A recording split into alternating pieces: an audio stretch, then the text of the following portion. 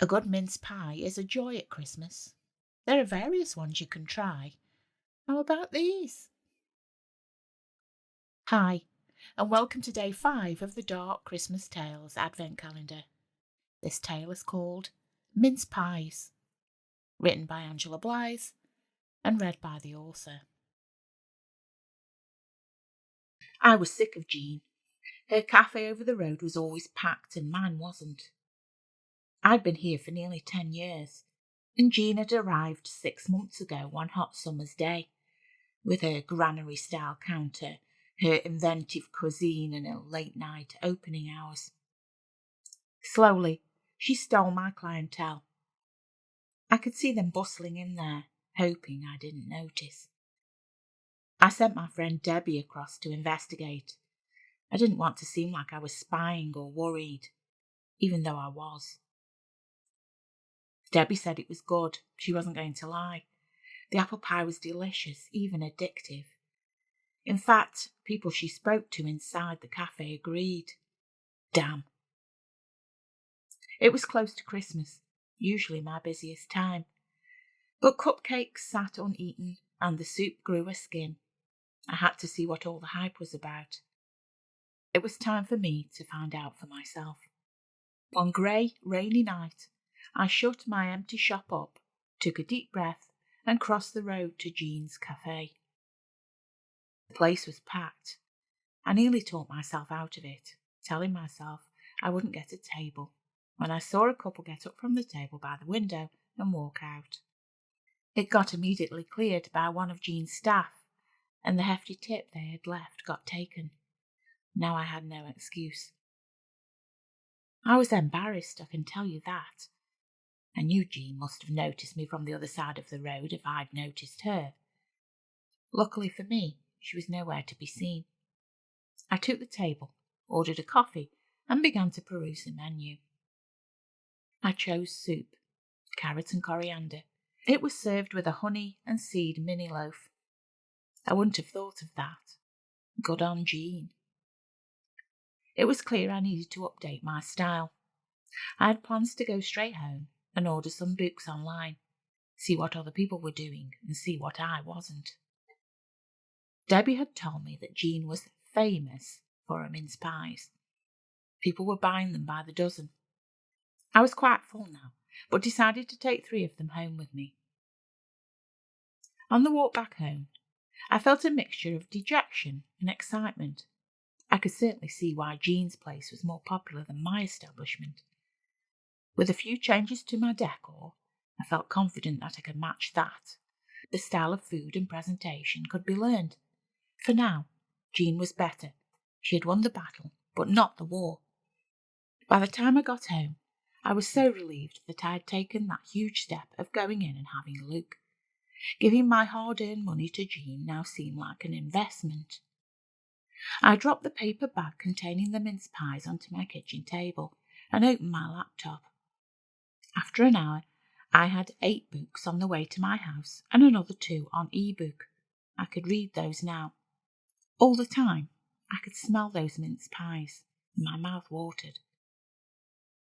Just before I started the e-books, I took out my first pie and ate it.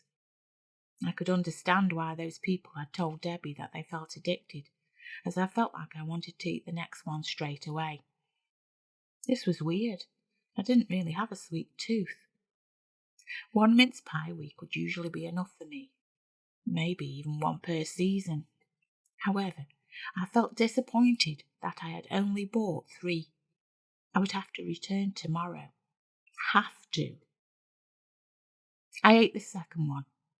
Now I felt like I didn't want to take Jean's custom. What if she stopped baking? Wouldn't be able to eat these, and I had to have more of these little beauties to eat. Before I got to the 3rd pie, I was interrupted by the phone. My mother excitedly began talking even before I said hello. I played with the pie's pastry, breaking pieces off while waiting for Mum to just get off the phone. Every so often, I had to make the right noises to show that I was listening. I don't know what she said. I was just thinking about the next pie. All that I remember was that she wanted me to come over straight away.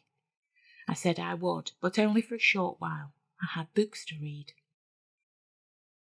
I ate the third pie. Oh, how I wanted so many more now. I wondered if Jean's would be open. I'd get some more, buy some for Mum.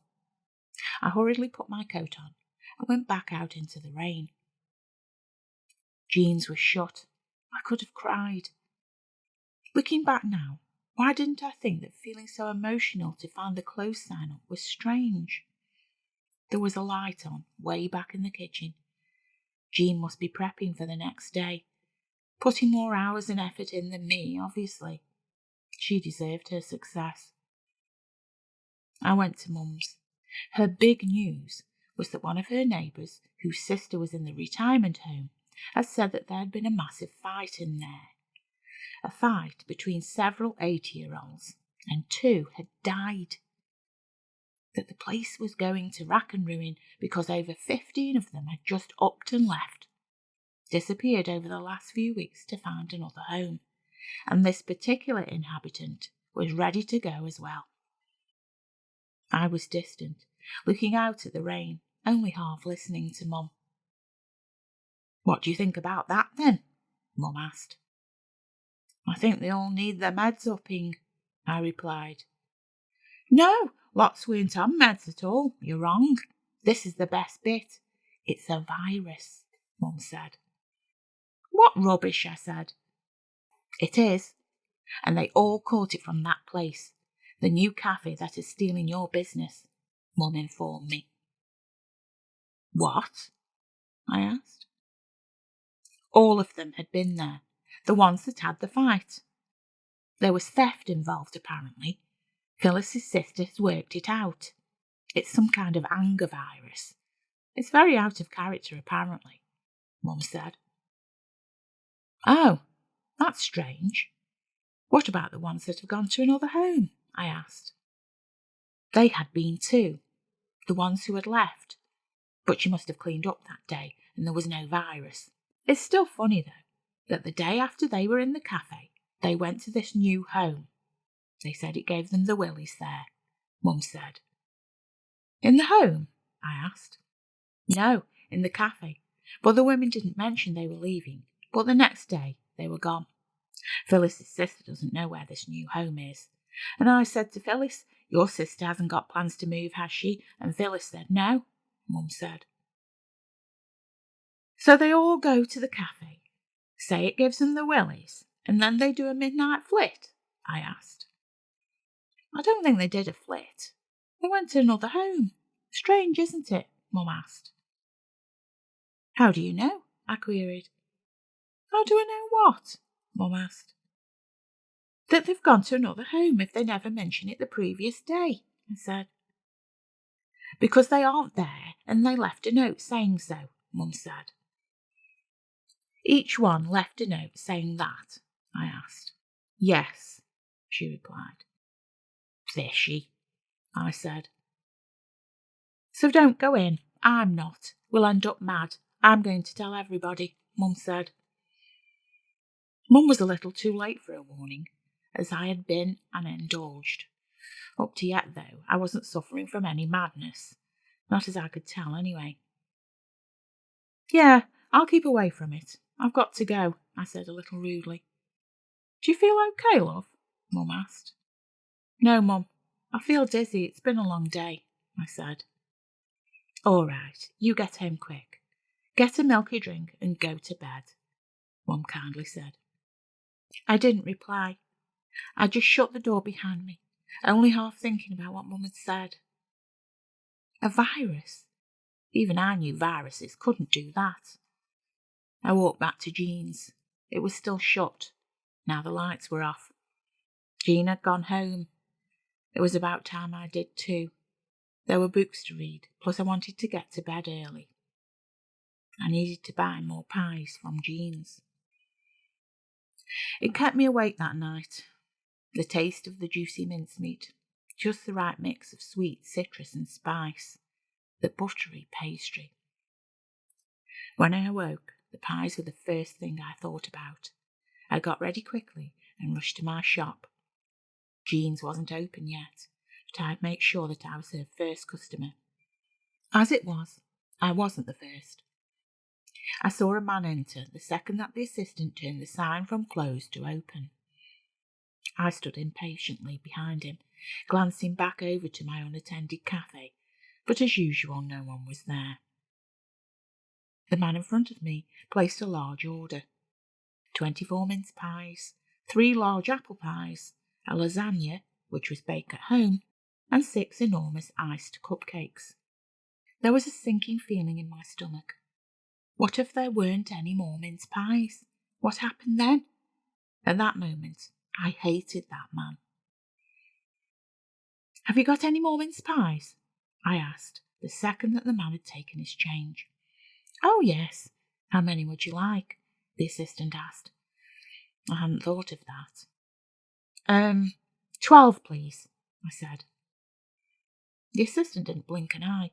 As usual, Jean was not in the main body of the cafe, but I could hear someone banging about in the back, so I reckoned she was trying to keep up with the demand for her product.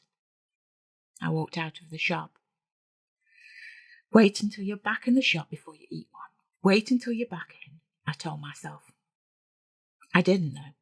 One was in my hand and then my mouth while I was still walking. It wasn't until a car honked its horn that I snapped out of my eating frenzy and stepped back onto the pavement. That was a close call. I ended up getting back safely and began to prepare myself for the day. I promised myself that every 10 things I did, I could have a bite of a mince pie. I managed to wait for every 10 jobs, but I didn't manage to just have a bit. I had a whole pie every time.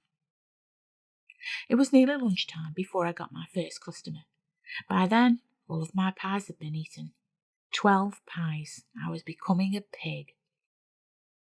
As I took the lady's order, I glanced over at Jean's. It was packed. I saw a group of 4 people look inside, noticed that it was busy and people were queuing, and then sadly walk over towards my cafe. That part didn't upset me. It was the fact that there was a queue at Jean's, and I wanted more pies. I needed more pies. The people entered, and I gave them a menu. I walked back to prepare the first table's order. When I went back to see what they wanted, my mouth was watering. I could smell Jean's food on them. "Oh, you smell so good. Have you just been into Jean's?" I asked. "Not into, just outside," they said. "I can smell it on you," I said happily. I leant over them. The smell was terrific. It was in their hair, on their heads. When they blinked, the smell intensified. "We're going to go back when the queue's gone down. We'll get some stuff for tea. Would you like us to fetch you something from there?" one of the ladies asked. No, I'll go over myself. I don't know what I want yet," I told the group. It wasn't until after 4 that I got my chance. My cafe had been dead since lunch, and I was waiting for the queue to go down in Jean's. My head throbbed. My stomach squeezed for the food. I had plenty of food in my own cafe, but it wasn't what I needed. When I went over, I took one look down the road and ran full pelt across it and into Jean's. I had my apron on, was soaking wet, and probably looked like a madwoman, but I didn't care. "Do you have some more mince pies?" I asked. The assistant looked at me and glanced across the road. Probably the honking car earlier had alerted her to where I was from. "Are you selling them in your cafe?" she asked. "No," I said honestly. "Why would you think that?" "You had a lot this morning, that's all," she commented. I stared back at her. She could think what she liked as long as it didn't stop her selling them to me. "Anyway, I'm sorry, but you can't have any," the assistant said. "What?" I shouted. "Why are you doing this to me?" "We've run out, that's why. I've got other stuff, but no more mince pies," said the assistant, a little alarmed by my outburst. My eyes darted across the counter. Apple might do. What if it didn't? There were steak pies, pork pies, cakes. What if I didn't get the hit? It was closing time soon, and I had to make it through the night.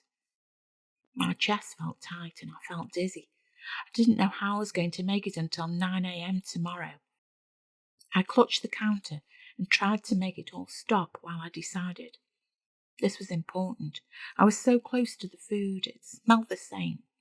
It would be okay. 4 meat pies, 12 cupcakes, and all the apple pies, I said, exhaling. She got it all together and I paid. I didn't even say thank you. I just walked back to the shop, managing to devour a cupcake on the way. I shut my shop and went home. I laid the goods out on my table and worked out how often I could have one, how I could get through to the morning.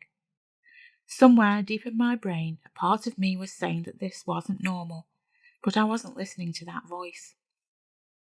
Perhaps, I told myself, I had a deficiency, and there was something in Jean's food that was feeding it. Yes, that was it. That was the first of the lies I told myself that night. One of the many excuses I made. Mum rang at about 8, but I didn't want to be bothered tonight. I let it go to answer phone, and I could hear she was saying that she'd been telling everyone she knew about the viruses in Jean's. I could cry. How could she do that to Jean? She asked me to call her back and was going on about saving my business, but her message on the answer phone was interrupted by her doorbell going, so I told myself that she was busy and promised to call her tomorrow. I made it through the night and set off to work early. Every person I passed smelled like Jean's food. Their hair, their ears, their breath. It got to the stage that my mouth was starting to water as people passed me. They smelled good enough to eat. I made sure I was first in the queue at Jean's. I made a large order, and finally I got some. I got some of the mince pies, although to be fair, everything was just as good. Right behind me was the man who was first in the queue yesterday. He looked tired and annoyed to see me. I was proud of myself. I'd worked out that I needed some of the food every 15 minutes, so I'd accounted for that. I would visit there again at about 2 p.m. There was no way I was leaving it as late again. I had 24 pies. I might just make it. I was happy all morning. Every 15 minutes was just right. When the box started to get a little emptier, though, my mood began to drop. This coincided with a crop of customers who were Jean's overflow. I didn't want the work, but on the upside, they smelled so delicious. I leaned over one as I took their order. They smelled so good, I had to keep myself from biting them. The customers stared over longingly at Jean's too. I knew each one would make a visit afterwards, and I didn't blame them. As I smelled one man, his wife looked across at me. She smiled and nodded. I know. Doesn't my Albert smell good? He doesn't normally, though. I think he's found a secret stash of Brute or something, she said. I laughed, and the man didn't seem to take offence. At 2 o'clock, I went over and got 12 items. At 3 o'clock, I was disheartened to see that Jean's had a queue, and I was starting to get anxious. At 4:30, I saw a slack time over there and ran across. There wasn't loads left. The assistant had decided not to comment today and just waited patiently for me to make my mind up. I thought about the long night ahead of me, how long I would be kept awake thinking about it. I decided to take the lot, everything that was left in the cafe. What I didn't eat could be spares, or I could give them to Mum. No, I couldn't ever give them away. The other day I was going to buy her some, but not now. I should ring her back, really. When I got back to the shop, I closed it. I ate a meat pie and looked around the place. Really, it was very comfy. I could stay here. Why go home? That was too far away from Jean's. I had black blinds that I could pull down and make the shop very private.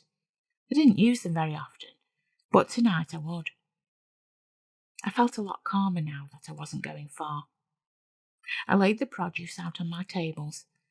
I was looking forward to tonight. I never thought about watching TV or reading a book or ringing Mum. There was just me and the food. That was all I needed now. I counted them out and could allow myself 6 per hour, as my appetite was becoming insatiable. At that rate, I might still have a few extras. I would make it until 9 a.m. Everything would be all right. I tried to make each item last the 10 minutes it had to. It wasn't easy. To distract me, I kept peeping through the blinds at Jean's, which was slowly winding down. It closed. The assistants went after cleaning up. The Christmas lights were left on, but the shop was dark. The next time I checked Jean's, I saw a chink of light and some movement from the back. The genius was at work. I wanted to see her. She had become my idol. I took 3 apple pies with me. That would give me half an hour before I had to get back. I was excited. I went round the back of the cafe. A car was parked there, which I assumed must be Jean's. The entry was dark, but there was a little light in the kitchen.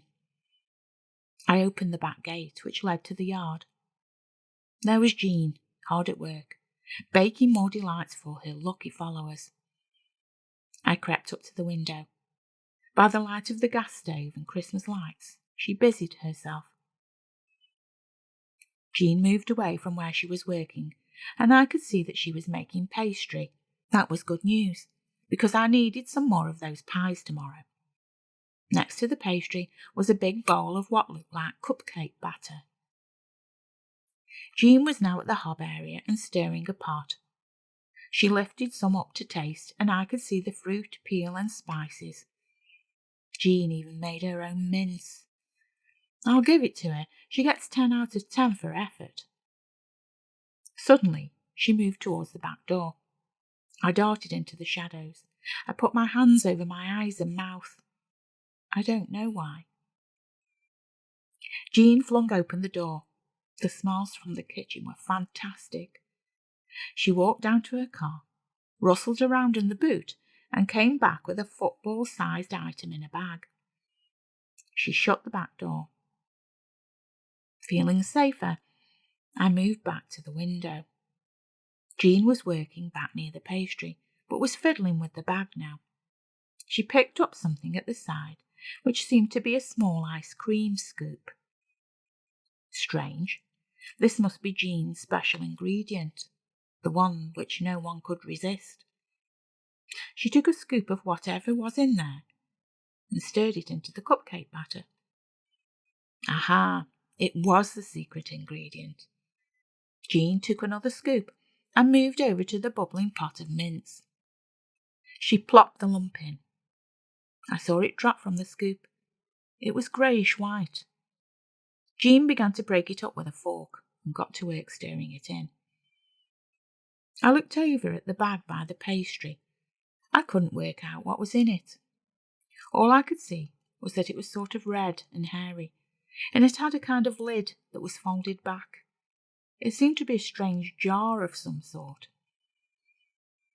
Jean walked back to the counter, shut the lid, and picked it up to put it in the fridge.